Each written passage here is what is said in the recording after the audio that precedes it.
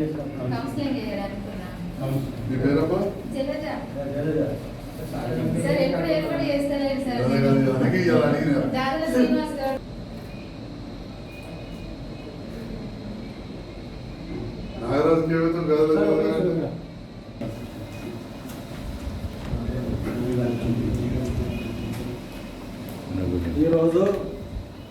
మన Telangana all senior citizen association Jagtial జిల్లా శాఖ Telangana all senior citizens association Jagtial జిల్లా శాఖ ఈరోజు నుంచి సీనియర్ సిటిజన్స్కు మరియు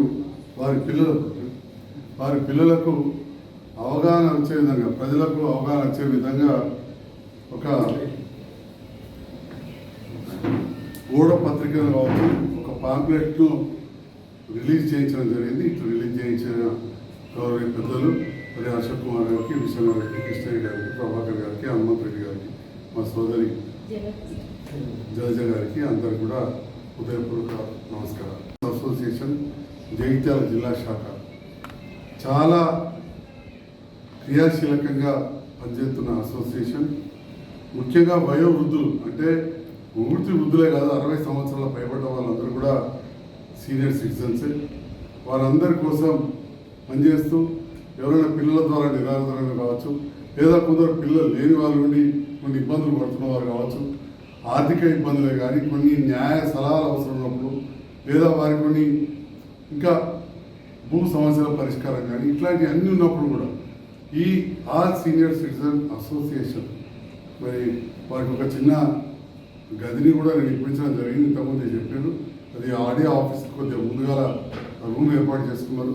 అక్కడ కూర్చొని ఎవరైనా వయోవృద్ధులు వారికి ఇబ్బందులు ఉండి పోయినప్పుడు వీరి అవసరమైతే ఆర్డీఓ గారి దగ్గర పిటిషన్ పెట్టించి, ఆర్డీఓ గారికి పూర్తి హక్కులు ఉంటాయి కాబట్టి వారి ద్వారా కౌన్సిలింగ్ కావచ్చు, లేదా పిల్లలకు ఆదేశాలు జారీ చేయించి ఎవరైనా ధిక్కరిస్తే చట్టరీత్యా శిక్షించడం కూడా జరుగుతూ ఉన్నది.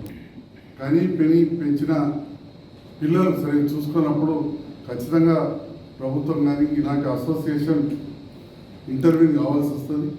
మరి అలాంటి అవసరం కాకుండా మరి యువత కూడా తల్లిదండ్రుల పట్ల ప్రేమ, గౌరవం, బాధ్యతాయుతంగా కూడా వ్యవహరించాల్సిన అవసరం ఉన్నది.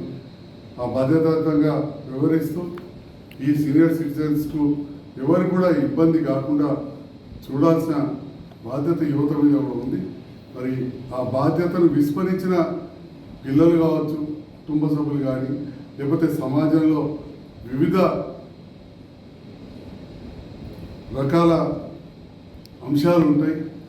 వాళ్ళకు వైద్యం కావచ్చు, లేదా న్యాయ సలహాలు కావచ్చు, ఏదైనా ఉన్నప్పుడు ఈ సీనియర్ సిటిజన్ అసోసియేషన్ వేళలా అందుబాటులో ఉంటుందని చెప్పి కూడా తెలియజేస్తూ మరి ఈనాడు వారికి ఏమేమి అవకాశాలు ఉన్నాయని చెప్పి అవగాహన తెలపరుస్తూ గొడవపత్రిక రిలీజ్ చేయించారు.